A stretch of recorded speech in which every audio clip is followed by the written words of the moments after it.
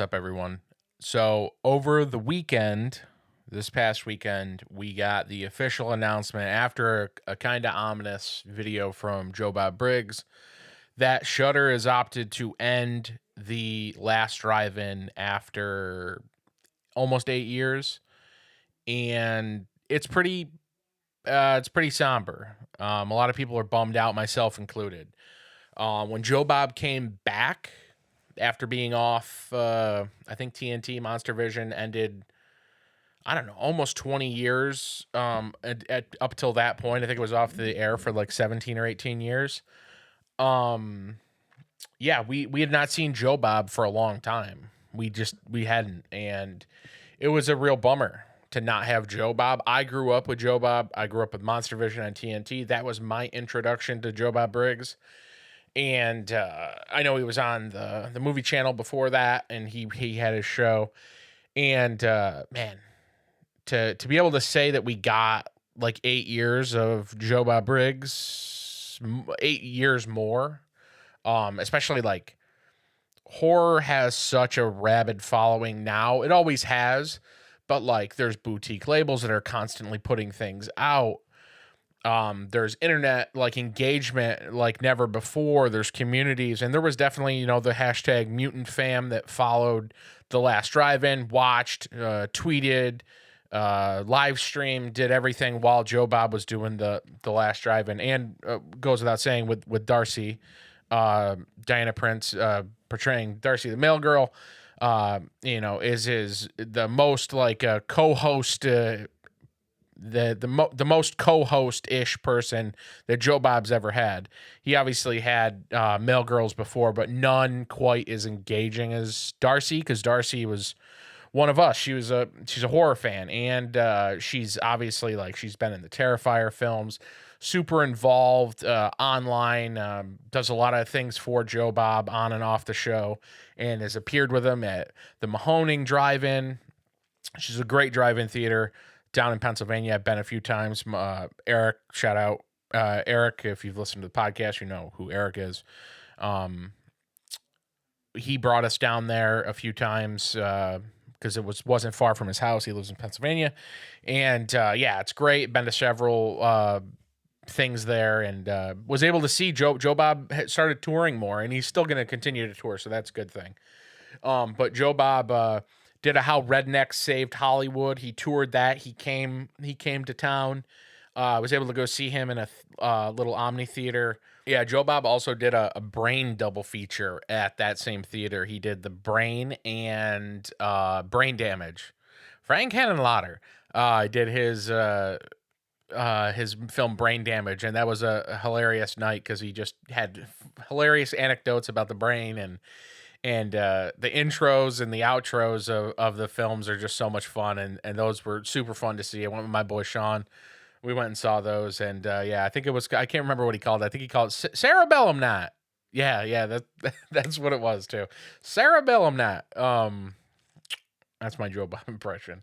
There's definitely a segment of people that would write Joe Bob Briggs and the character Joe Bob Briggs that John Bloom, Joe Bob's real name, portrays. They would write him off as kind of like a hillbilly horror fan, and he is, but it's also partially a character. He's a very well-educated, well-spoken, funny, and a wordsmith like no other. He's a Vanderbilt University graduate. He's very, very knowledgeable, and he is maybe one of the last great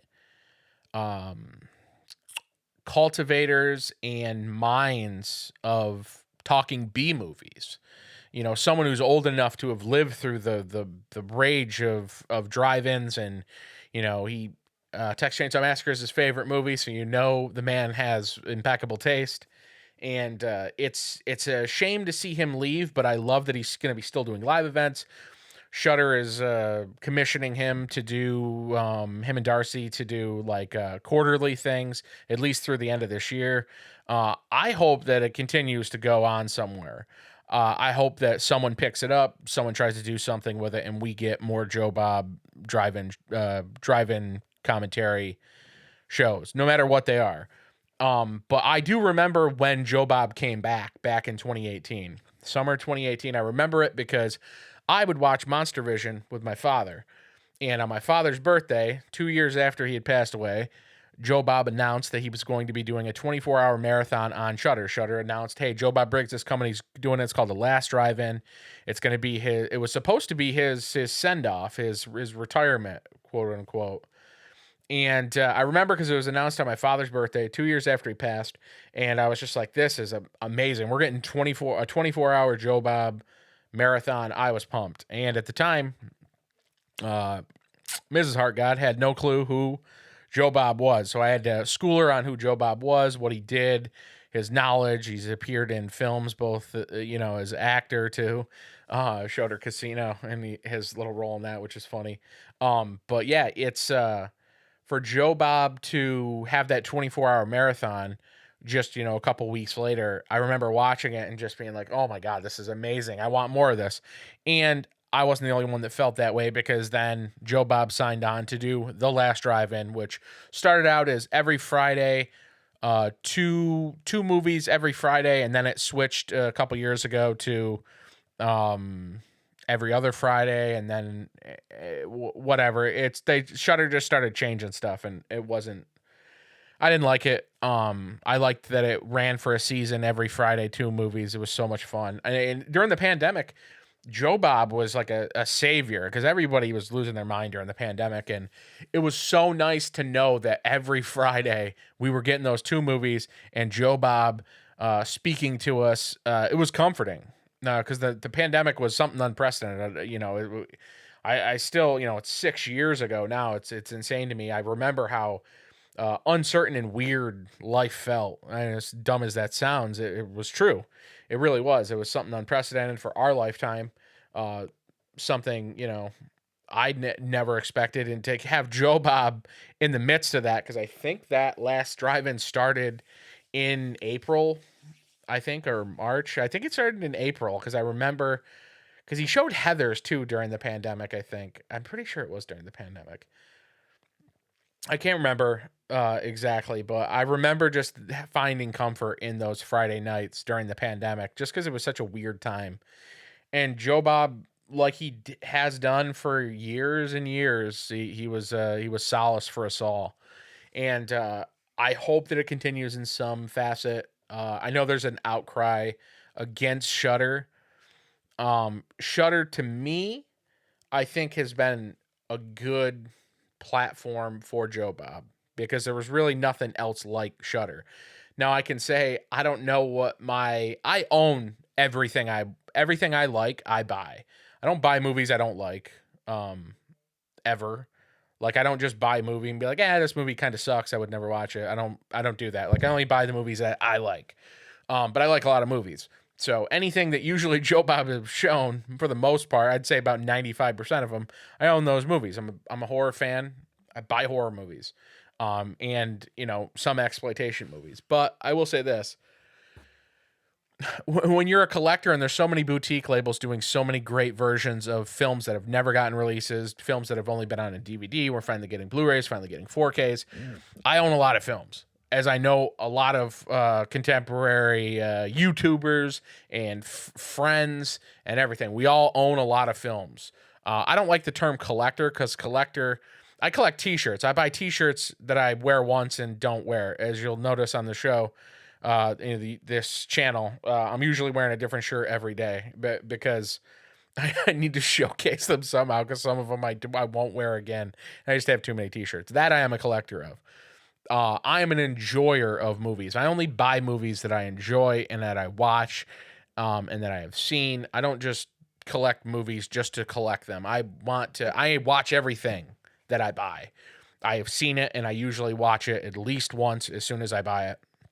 Unless it's something I've watched a million times and I'm buying a newer version. But even then, check out the transfer, check out all the extras, the new extra features and the special features, and that's how we are. So I don't know what my ability. There's very few things on Shudder that I need to see, because I own most of what I like, and anything on Shudder that I like, I own. I know there are some movies, there's some Shudder originals, and every once in a while those are pretty good, but to say that Joe Bob and the Last Drive-In did not up their subscription count. It most certainly did. Because I would, get on a tear on Shudder, and then I'd just be like, this is useless to me. And then Joe Bob came along, and I just kept it because I was just like, why would I keep going on and off? I'm just going to keep it for whenever Joe Bob's on, and it is what it is. It's $6.99, $7.99, $8.99 a month now. I do think that Shudder's making a big mistake because Joe Bob said right in a video, and I'll play it for you right here. And he said it was not his decision.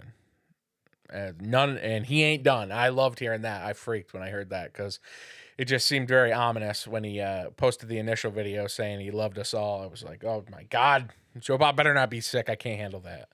But luckily he's not. He's in good health. As you heard him say, he's spry as fuck.